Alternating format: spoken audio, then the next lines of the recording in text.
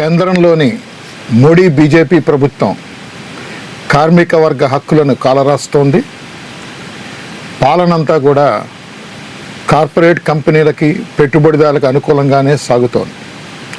మన రాష్ట్రంలోని కూటమి ప్రభుత్వం కూడా అభివృద్ధి పేరిట కార్పొరేట్ కంపెనీలకి భూముల్ని పంచడం, పెద్ద ఎత్తున పెట్టుబడులు వస్తున్నాయని చెప్పి ప్రచారం చేయడంతో పాటుగా కార్మిక వర్గానికి, ఉద్యోగ వర్గాలకి నష్టం కలిగించేలా కార్మిక చట్టాలలో మార్పులను తెచ్చింది.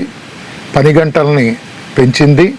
మహిళల చేత రాత్రిపూట పని చేయించుకోవచ్చు అని చెప్పి అసెంబ్లీలో బిల్లు పాస్ చేసింది. ఈ విధానాలన్నీ కూడా కేంద్రంలో అయినా రాష్ట్రంలో అయినా వీరి విధానాలన్నీ కూడా కార్మిక వర్గానికి వ్యతిరేకంగా ఉన్నాయి. కార్పొరేట్ల ప్రయోజనం కోసం పాలన సాగుతున్న నేపథ్యంలో ఈ విధానాలకు వ్యతిరేకంగా ఫిబ్రవరి 12న దేశవ్యాప్త సార్వత్రిక సమ్మెకు కేంద్ర కార్మిక సంఘాలు, కేంద్ర రాష్ట్ర ప్రభుత్వోద్యోగుల సంఘాలు, ప్రభుత్వ రంగ సంస్థల సంఘాలు, బ్యాంకులు, ఇన్సూరెన్సు, డిఫెన్సు తదితర మొత్తం స్వతంత్ర ఫెడరేషన్లు పిలిపించాయి. ఈ ఫిబ్రవరి 12 సమ్మెని మన రాష్ట్రంలో జయప్రదం చేయమని చెప్పి రాష్ట్రంలోని కార్మిక, ఉద్యోగ వర్గాలన్నిటి కూడా సిఐటియు రాష్ట్ర కమిటీ విజ్ఞప్తి చేస్తోంది. ఇప్పటికే రాష్ట్రంలో ఉన్న కేంద్ర కార్మిక సంఘాలన్నీ కూడా కార్యాచరణకి పూనుకున్నాయి.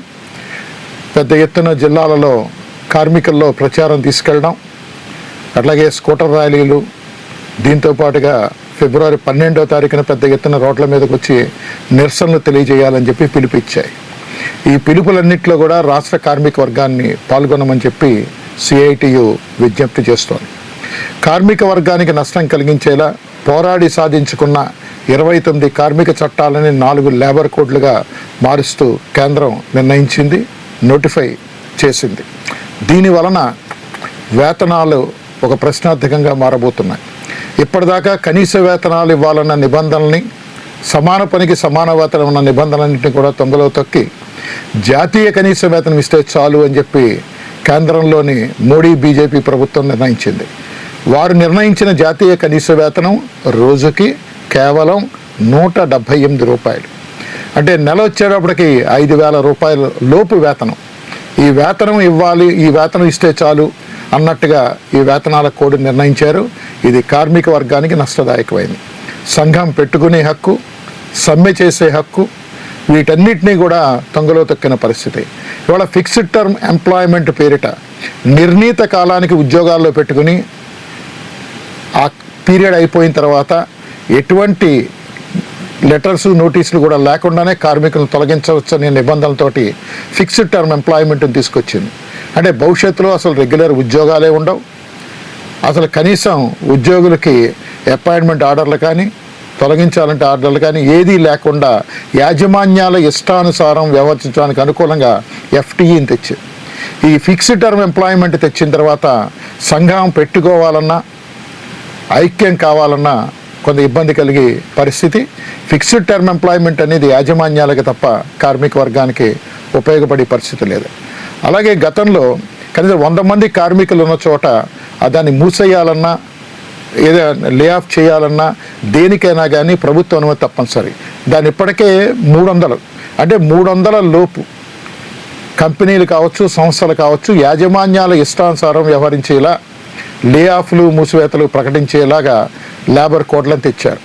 ఇదొక్కటే కాదు, మరో ప్రమాదకరమైనది ఏంటంటే, అంటే 300 దాటిన తర్వాత అనుమతి తీసుకోవాలి అన్న ఆలోచన వస్తుంది. అయితే దానికి కూడా 300 దాటినా కానీ ఆయా రాష్ట్ర ప్రభుత్వాలు దాన్ని సడలించుకోవచ్చని, ఏ కార్మిక చట్టాలు కూడా అమలు చేయకుండా నిలుపుదల చేసుకునేలా అప్రోప్రియేట్ గవర్నమెంట్స్ నిర్ణయం చేయొచ్చని, ఇటువంటి నిబంధనలన్నీ కూడా పొందుపరచడం అంటే అది కార్మిక వర్గానికి తీవ్రమైన నష్టం కలిగించడం, కార్పొరేట్ల ప్రయోజనం కోసం తప్ప కాదు. ఇక పిఎఫ్, ఈఎస్ఐ లాంటివి ఏవైతే ఉన్నాయో, ఈ పిఎఫ్, ఈఎస్ఐని కూడా నిర్వీర్యం చేసేలా, ఉన్న చట్టాలని నిర్వీర్యం చేసేలా వేరే ఇతర స్కీములు పెట్టుకోవడానికి అనుకూలంగా మార్పులు జరిగాయి. అంటే మొత్తంగా స్థూలంగా చూస్తే కనుక ఇది కార్మిక వర్గానికి దాదాపు 40 కోట్లుగా ఉన్న దేశ కార్మిక వర్గానికి నష్టదాయకమైన విధానం. ఈ లేబర్ కోడ్లను రద్దు చేయాలని చెప్పి ఫిబ్రవరి 12 సమ్మె జరగబోతోంది. అలాగే విశాఖ స్టీల్ ప్లాంట్కి సొంత గనులు కేటాయించకుండా ప్రైవేట్ పరం చేయడానికి కేంద్రం తన ప్రయత్నాలను కొనసాగిస్తోంది. దీనికి వ్యతిరేకంగా ఏళ్లగా అక్కడ కార్మికులు నిరసన తెలుపుతూ ఉన్నారు. ప్రభుత్వ రంగంలోనే స్టీల్ ప్లాంట్ కొనసాగాలని కోరుతున్నారు. అలాగే కేంద్ర ప్రభుత్వ రంగ సంస్థలని నగదీకరణ పేరిట కారు చౌకగా బుక్ వాల్యూకి, ఇవాళ మార్కెట్ వాల్యూ కాదు బుక్ వాల్యూకి ప్రైవేట్ కంపెనీలకి కట్టబెట్టి పని వాళ్ళ కేంద్రంలోనే ప్రభుత్వం చేస్తోంది. అంటే సుప్రీంకోర్టు నిబంధనల ప్రకారం కనీస వేతనం 26,000 రూపాయలు ఇవ్వాలి. ఒక మనిషి ఆరోగ్యంగా జీవించాలంటే 2,600 క్యాలరీస్ వచ్చే ఆహారం తీసుకోవాలి. ఏడాదికి ఒక మనిషికి 18 గజాల బట్ట, అట్లాగే పిల్లల చదువులు, రెంట్లు వీటన్నిటినీ పరిగణలోకి తీసుకుని కనీస వేతనాలు నిర్ణయించాలని చెప్పి ర్యాప్ట్గాస్ బ్లడ్ కేసులో సుప్రీంకోర్టు తీర్పు చెప్పింది. దాని ప్రకారం చూస్తే ఇవాళ 26,000 కంటే కూడా పైనే జీతం ఇవ్వాలి.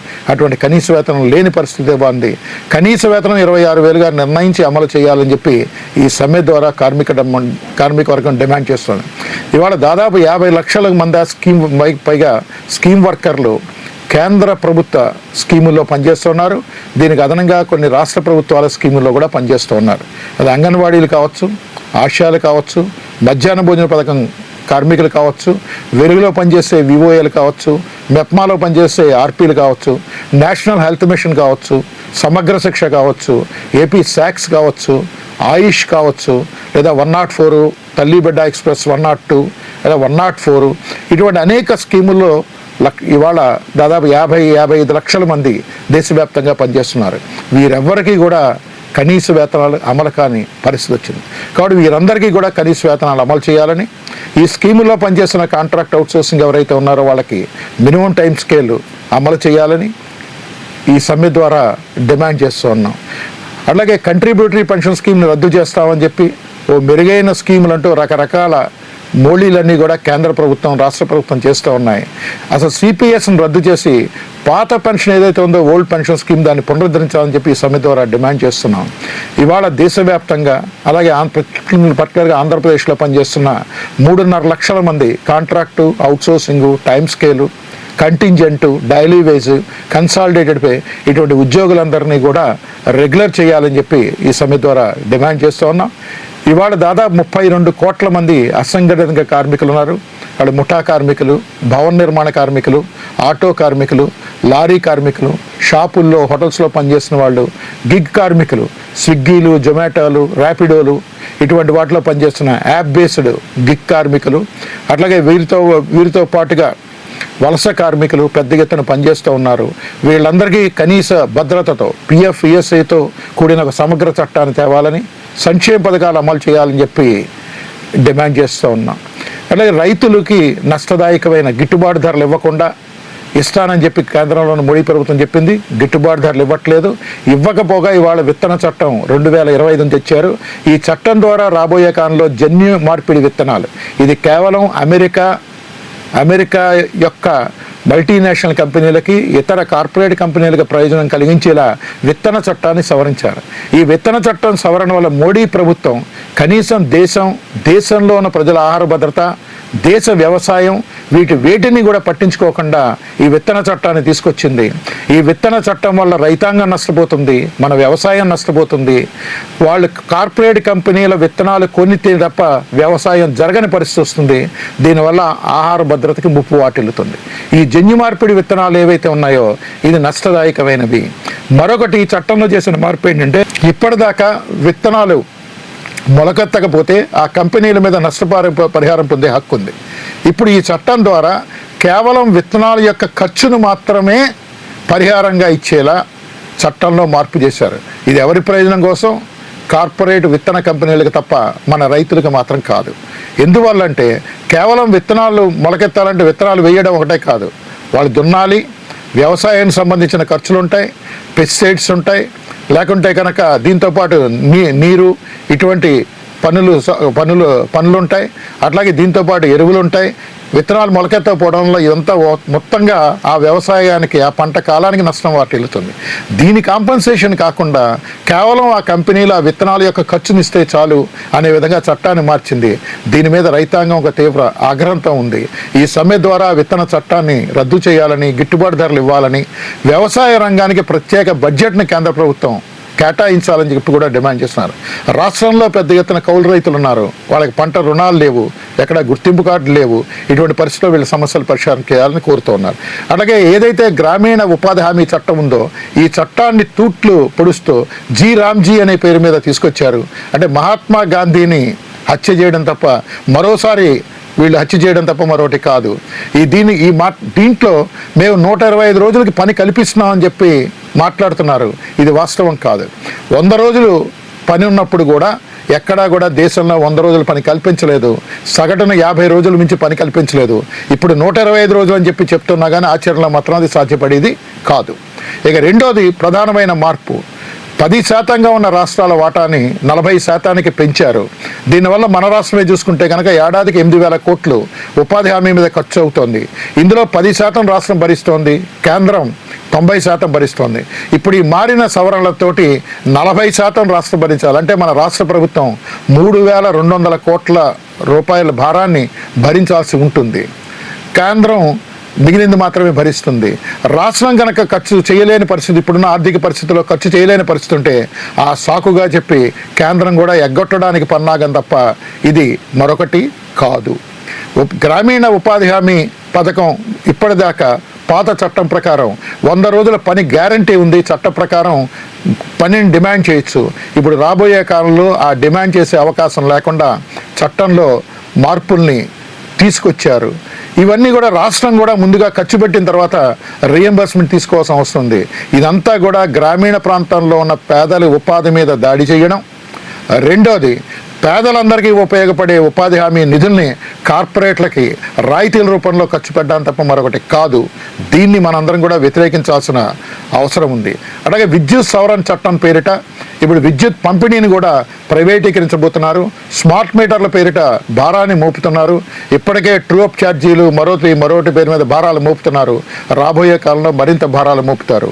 కాబట్టి ఈ ఫిబ్రవరి 12 సమ్మె ద్వారా విత్తన చట్టం ఏదైతే ఉందో దాన్ని రద్దు చేయాలని, ఉపాధి హామీ చట్టంలో మార్పుల్ని రద్దు చేయాలని, విద్యుత్ సవరణ చట్టాన్ని రద్దు చేయాలని కూడా ప్రజలందరికీ సంబంధించిన డిమాండ్లపైన ఇవాళ కేంద్ర కార్మిక సంఘాలు, ఉద్యోగ స్వతంత్ర ఫెడరేషన్లు అందరూ కూడా కలిపి ఫిబ్రవరి 12న చేస్తున్న సమ్మెలో మన రాష్ట్రంలోని కార్మికులందరూ కూడా పెద్ద ఎత్తున పాల్గొని జయప్రదం చేయమని చెప్పి విజ్ఞప్తి చేస్తున్నాం. ఫిబ్రవరి 12వ తారీఖున ప్రతి ఒక్కళ్ళు, ప్రతి కార్మికుడు, ప్రతి ఉద్యోగి రోడ్ల మీదకి రావాలి, తమ నిరసనని తెలియజేయాలని చెప్పి చెప్తూ ఉన్నాం. రాబోయే 15 రోజుల కాలంలో రాష్ట్రంలో ఉన్న ప్రతి సంఘటిత, అసంఘటిత కార్మికులు, స్కీమ్ వర్కర్లు, కాంట్రాక్ట్ అవుట్సోర్సింగ్, సిపిఎస్ ఉద్యోగులు, ఇతర ప్రభుత్వ ఉద్యోగులు అందరిలోకి కూడా ఈ సమ్మె ప్రచారాన్ని విస్తృతంగా తీసుకెళ్ళి ఫిబ్రవరి 12న మనం పెద్ద ఎత్తున సమ్మె నిర్వహించాలి. ఈ సమ్మె కనుక చేయకపోతే భవిష్యత్తులో మనం తీవ్రంగా నష్టపోయే పరిస్థితి వస్తుంది. కేంద్రంలో ఉన్న మోడీ ప్రభుత్వం అవలంబిస్తున్న కార్మిక, ప్రజా, రైతు వ్యతిరేక విధానాలకి నిరసిస్తూ ఈ సమ్మె జరుగుతోంది. ఈ సమ్మెలో పెద్ద ఎత్తున పాల్గొని జయప్రదం చేయమని చెప్పి ఉద్యోగ కార్మిక వర్గాలకి సిఐటియు, కేంద్ర కార్మిక సంఘాలు పిలుపునిస్తున్నాయి. రాష్ట్రంలో ఉన్న ప్రజలందరినీ కూడా ఈ సమ్మెకి మద్దతు తెలపాల్సిందిగా విజ్ఞప్తి చేస్తోంది.